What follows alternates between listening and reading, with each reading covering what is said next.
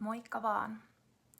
Mä oon Päivi Hautakangas ja mä opiskelen ratkaisukeskeiseksi lyhytterapeutiksi ja valmistun tulevana toukokuuna 2025.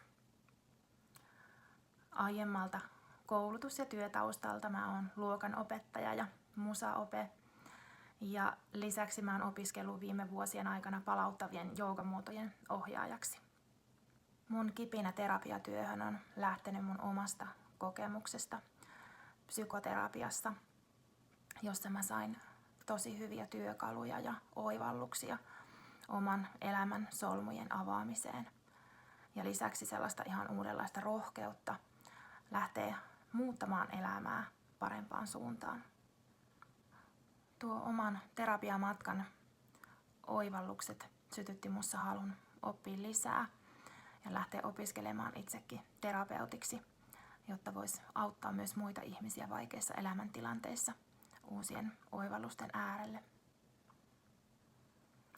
Ihmisenä mä oon sellainen helposti lähestyttävä, lämminhenkinen ja empaattinen ja oon niistä saanut hyvää palautetta myös terapia-asiakkailta. Terapeuttina mä pidän tärkeänä ja myös vahvuutenani sellaisen läsnä olevan kohtaamisen taidon. Ja pidän tosi tärkeänä sitä, että mä kohtaan jokaisen asiakkaan kunnioittaen ja arvostaen heidän omaa arvomaailmaa ja omia tavoitteitaan. Lisäksi mä aina haluan panostaa siihen, että terapiasuhde lähtee kehittymään luottamukselliseksi ja turvalliseksi, koska ne on aina toimivan terapian lähtökohtia. Seuraavaksi mä vähän kerron, mitä se ratkaisukeskeinen lyhytterapia oikein on ja mihin asioihin siitä voi saada apua. Eli ratkaisukeskeinen lyhytterapia on matalan kynnyksen keskusteluapua, jossa tapaamiskertoja on 1 noin 20 kertaan.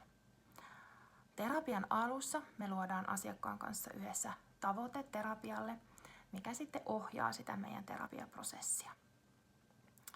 Ratkaisukeskeisessä lyhytterapiassa keskitytään asiakkaan vahvuuksien ja voimavarojen tunnistamiseen ja niiden hyödyntämiseen tavoitteen saavuttamiseksi.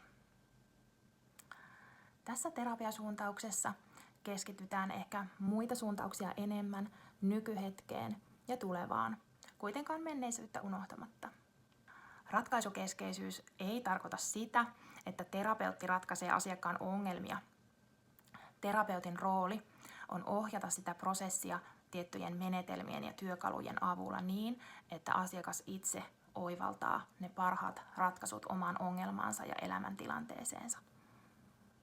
Tämä terapiamuoto vaatii myös asiakkaalta jonkin verran omaa aktiivisuutta, avointa mieltä ja halua tehdä välitehtäviä myös tapaamiskertojen välissä. Seuraavaksi mä vähän avaan sitä, että mihin ratkaisukeskeinen lyhytterapia soveltuu. Ja tällaisia asioita on esimerkiksi masennusoireet, ahdistusoireet, jaksamisen haasteet. Lisäksi keskusteluavusta voi hyötyä erilaisen elämän kriisin keskellä, kuten vaikkapa erotilanne, läheisen ihmisen menettäminen, muutokset työssä tai ylipäätään suuret muutokset elämässä, jotka aiheuttavat stressiä. Lyhytterapiassa voidaan työstää myös erilaisia itsetuntoon ja itsensä hyväksymiseen liittyviä teemoja. Lyhytterapiasta voi hyötyä myös elämän murrosvaiheessa, jossa mä voin olla sun tukena auttamassa sua kirkastamaan sun uusia tavoitteita ja löytämään uutta suuntaa elämälle.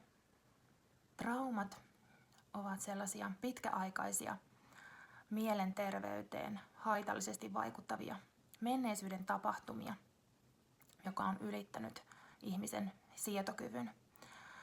Tällaisia traumoja hoidetaan yleensä pidempikestoisessa psykoterapiassa.